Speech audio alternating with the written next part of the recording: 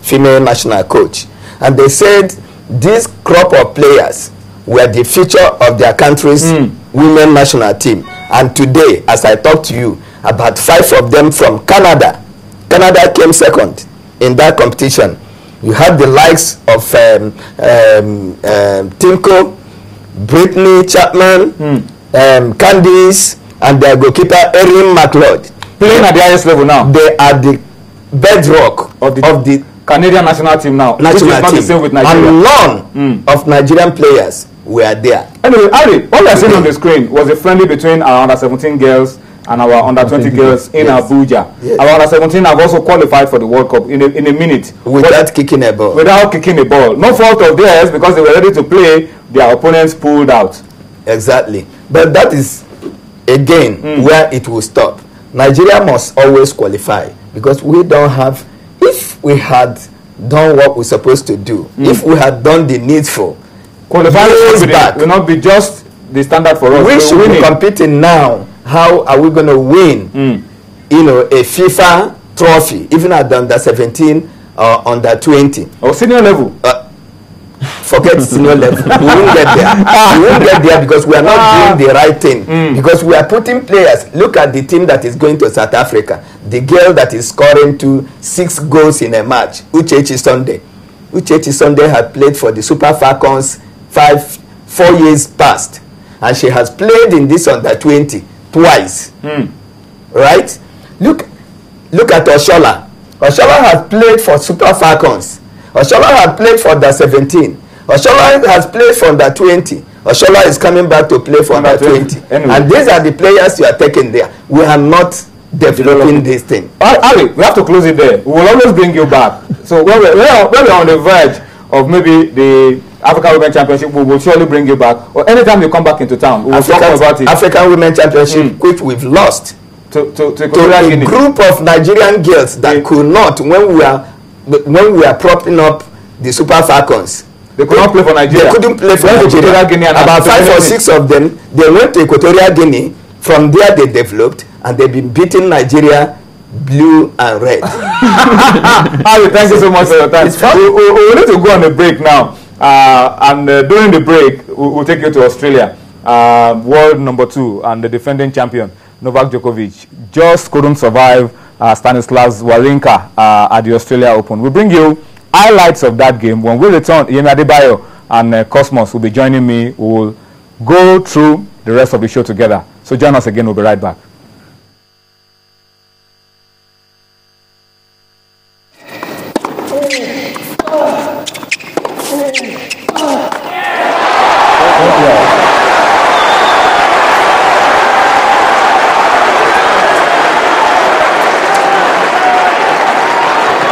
Is the resistance finally about to crack?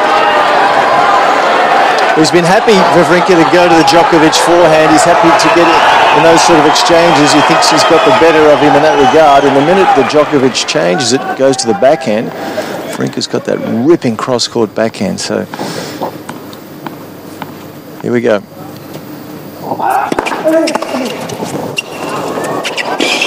He's missed it. Djokovic looking around to say, how could he get away with it? It's what we spoke of when you're serving second, it just takes a bad break, and that's what that was in a sense, the total mishit return from Wawrinka, and Djokovic not sure which option to take. The defending champion is on the verge of bowing out as the clock ticks into its 5th hour. Another epic between these two men.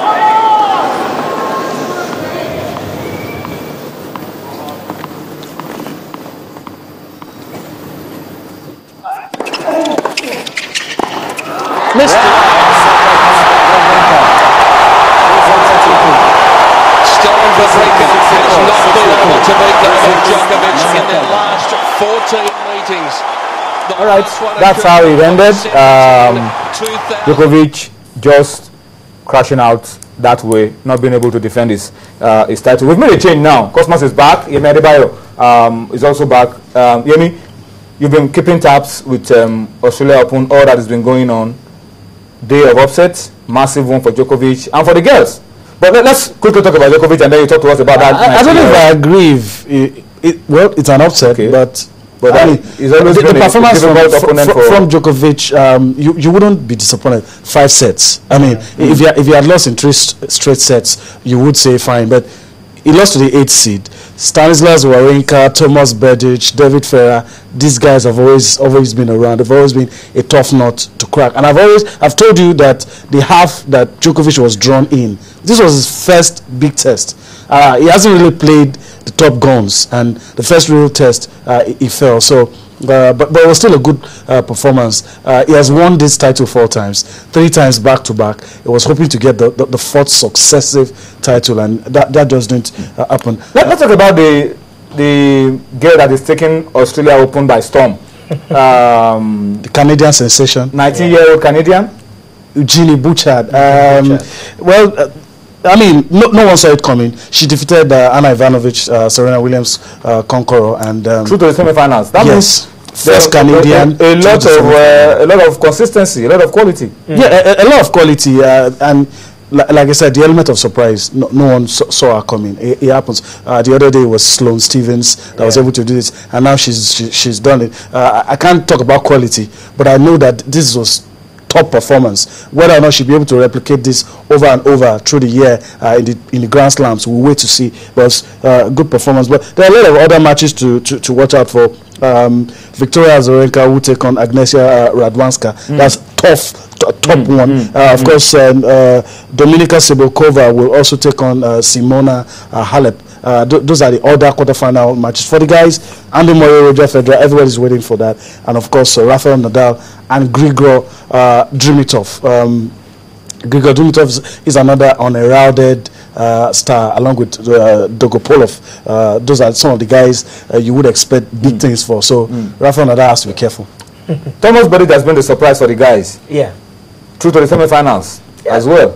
Yeah, true to the semi-finals, but then he won. He won against David Ferrer. So it's not as if he won any bigger. David Ferrer is the top one. Number 3. Thomas Berdych is. Thomas Berdych is in the top 10. For yes, okay. Thomas Berdych is there. Okay, so when you're in the top 10, you can beat anybody. It's not like Wawrinka that ended like Djokovic 28 match winning streak, ended 25 match run at Australian Open and 14 consecutive Grand Slam semi-finals. You're talking about David Ferrer. Yeah, David Ferrer is somebody that is a good player as well, but then Berdych too. It's not as if the player. It's not as if they are in that mode of Djokovic. He's yet to make it on a big stage. So you could say that it wasn't that surprising. They were at par, and of course Berdych won.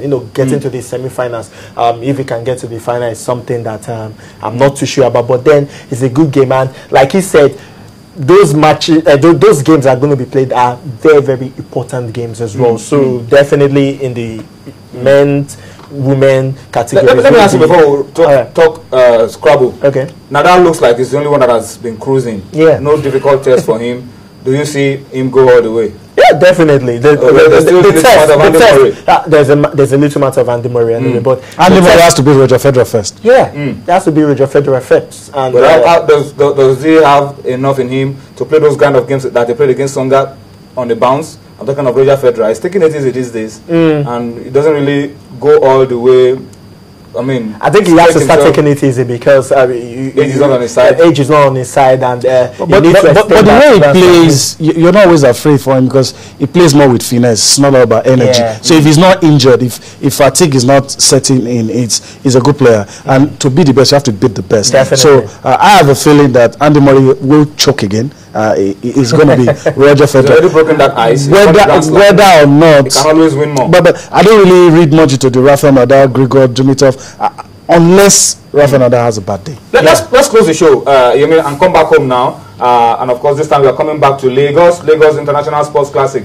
I mean, they were very dominant last year. They're starting this year once again with this Lagos International Scrabble Classics. And the story is that about 4.8 million naira is at stake. I'm sure you've been keeping tabs with 1.2 million star prize.